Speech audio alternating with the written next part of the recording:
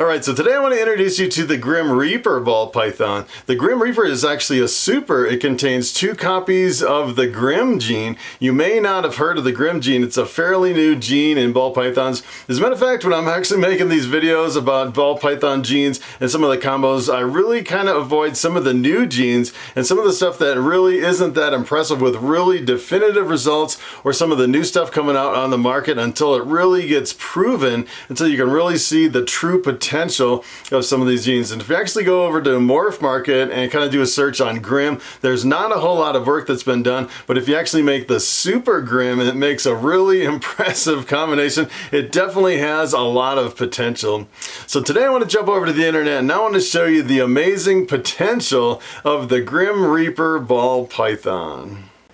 Alright, so I'm going to jump over here on Morphmarket.com and I want to start with the Grim Reaper. This is what the Grim Reaper looks like. This is a really crazy looking snake. This is a super Grim with 2 copies of the co-dominant Grim gene. And just take a look at the crazy pattern on the side of the snake. That is kind of wild. And I was actually looking back at some of the original information when the Grim first came out, and a lot of people thought it was kind of an extreme version of granite. And essentially what granite does is it gives you a lot of pixelation in the sides of the snake, and granite is kind of tricky. As a matter of fact, a lot of ball pythons that are listed as granite, sometimes the granite is not genetic, so you can have pixelation on the side of the snake, call it granite, and when you breed it to something else, you don't necessarily breed the granite into other ball pythons. But I'd say kind of like the true version of the granite is actually, as a matter of fact, it actually started as a dominant mutation. A lot of people didn't think there was a super, and if you actually come over here on Morphmarket and look for the super granite, I only saw one that was listed and it didn't have a picture, which is kind of interesting. Like, it never produced a super. And then I actually went over to World of Ball Pythons and there was a super granite listed. So it's definitely a co-dominant mutation. And let me tell you, this looks completely different than the super granite. It is pretty amazing. And I kind of wanted to show you a few other examples of the Grim Reaper. And the weird thing about the Grim Reaper is I haven't seen any examples of other genes worked into the super Grim, which is like, you know, this is kind of like the leading edge of a brand new project. If you wanted to make the world's first of, you know, a whole bunch of different ball pythons, you could actually work other genes into the Grim Reaper and probably produce some crazy looking snakes that have never been produced before. That would be a really amazing project. So here's a couple other examples of the Grim Reaper. They pretty much all look just like this one. There's not a whole lot of variability. This is a different snake. Pretty much looks almost exactly the same as that one. And here's the last one I want to show you. This one kind of has this stripe right down the top, right by the head. And this last one's a little bit different, where it's a little bit broken up, but they all pretty much look the same, which is kind of crazy. So if you actually take a Grim Reaper and you breed it to something else, you produce all Grims. And this is what a Grim looks like. Take a look at this. This almost kind of looks like an extreme version of a granite. You kind of get this pixelation in the alien heads. And kind of the weird thing about the Grim is I was actually looking over here on Morphmarket, and a lot of people are saying this is a dark morph. So in addition to giving it kind of like a pixelated, like a granulated pattern, a lot of times it'll really darken the background, which is kind of an interesting effect of the Grim, which is pretty awesome. There's quite a few Grim combos working Grim into other genes.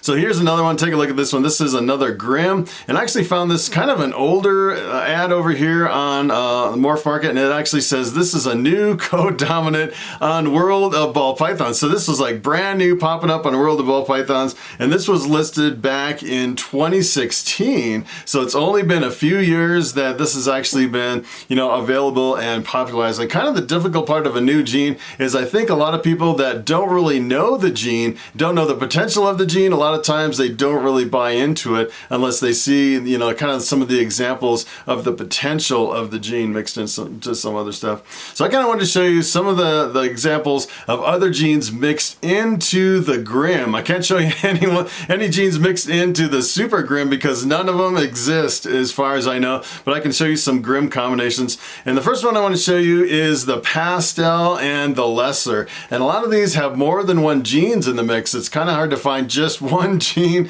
as far as some of these. It's kind of a brand new morph, and there's not a lot that has been done with the Grim or the Grim Reaper, so it's kind of hard to actually show you a lot of the, the single gene potential, but you can definitely see some of it.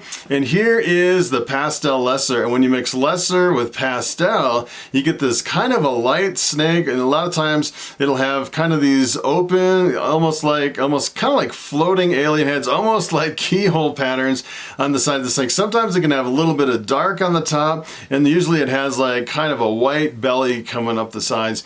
And here's what happens if you were Grim into the pastel lesser. Take a look at this. You can definitely see the effect that it has, darkening the combination up on the top, and it kind of opens up the little alien heads on the side that like the keyholes. Almost looks like a skeleton keyhole, and you can almost see a little bit of pixelation. It's kind of weird. In a lot of these, it changes the pattern, but a lot of times you don't really see the kind of the granulation or the pixelation on the sides of the snake, although you can definitely see from the darkening and the change in the pattern that there's another gene in there, and that is Grim. So here is a pastel banana. As a matter of fact, the banana is really similar to the Coral Glow, and I produced a bunch of Coral Glows. Half of them were pastel Coral Glows, and half of them were just straight Coral Glows, and I could not for the life of me figure out which ones were pastel and which. There must be a trick somewhere to trying to figure out which ones are pastel, and I thought maybe I could actually look at the color of the eyes. Sometimes pastels have green in the eyes, and let me tell you, some of these ball pythons, that's almost like an art trying to figure out the identification of some of these. So this is a pastel banana, and here's what happens if you were Grim into the pastel banana. Take a look at this. You can definitely see a darkening effect from the Grim, and you can actually see a little bit of opening on some of the patterns, and I don't know if you can actually see a whole bunch of pixelation, maybe a little bit here and there, not that much more than usual. It seems like it jumbles up the pattern a little bit and kind of opens up a lot of the alien heads and kind of the floating patterns on a lot of these combos.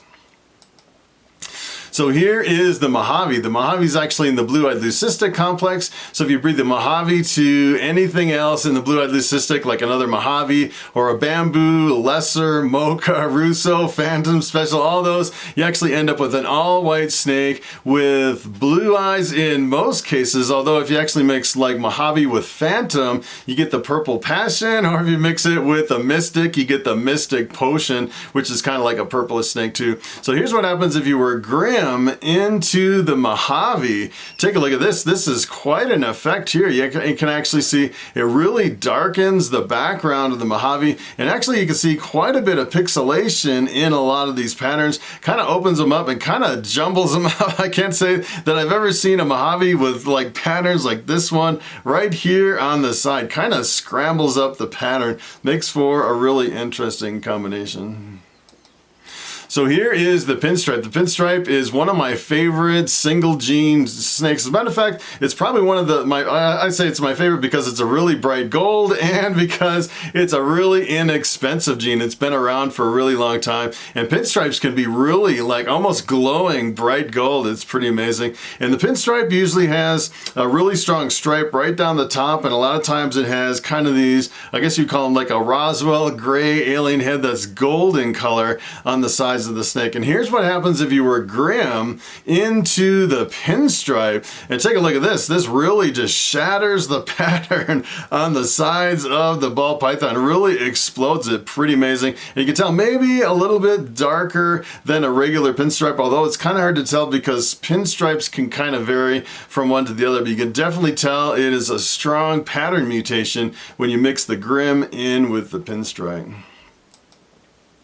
So here's a couple examples I want to show you at the end where you actually have combinations of 2 or more genes mixed in with Grim. And this is actually the pastel leopard, which is a really amazing snake by itself. The leopard is a really awesome gene. The leopard really darkens a lot of backgrounds. If you mix it with some dark genes, it really darkens it, makes it almost like an inkjet black. And kind of the cool thing about the leopard is when you work bright genes in with the leopard, sometimes you can get these really high contrast snakes where it has like a bright bright yellow on the top of a really black, dark background. That is really amazing. And then when you mix Grim in with the pastel leopard, look at this. This is pretty amazing. Take a look at this. This is a really crazy combination. You can definitely tell the Grim has a really strong effect on the pastel leopard. It really darkens the back, and it kind of keeps a lot of the yellow color on the belly. It seems mostly to really influence the dark color on the top half of the snake, which I found was a kind of an interesting anomaly for the Grim.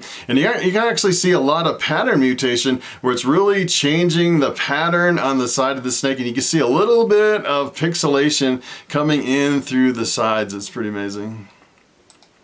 So here is the last one I want to show you. This is the leopard and the lesser combination. And it's actually a really neat combination. If you mix the leopard and the lesser, most of the times you'll get a snake with stripes right down the back. It doesn't always have stripes. I'd say maybe about half the time you'll actually have stripes down your lesser leopard. And here's what happens if you were Grim into the lesser leopard. Take a look at this. This is pretty amazing. It really darkens the background. And take a look at the pattern on the side of the snake. It's pretty amazing. If we actually go back to the leopard lesser, you'll actually see it has kind of these almost like floating keyholes with nothing on the inside, kind of like a solid pattern on the inside. And then if you actually go over to the Grim, that combination, take a look at this. It like completely changes the pattern to where you have almost like stripes down the side. It completely changes everything. You can't really see a lot of pixelation like you would in a lot of granite combinations, but it seems like it really darkens the snake and changes the pattern in a lot of combinations.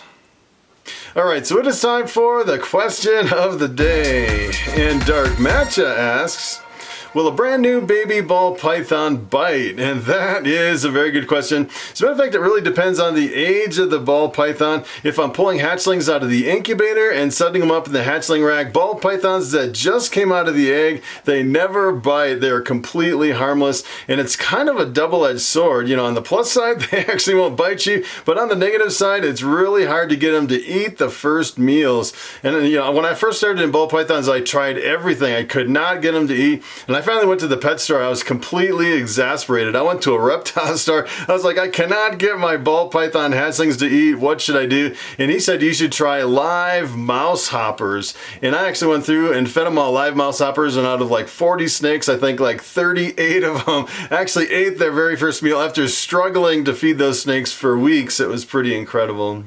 So that is pretty much it. Thanks for watching, and I will see you in the next video.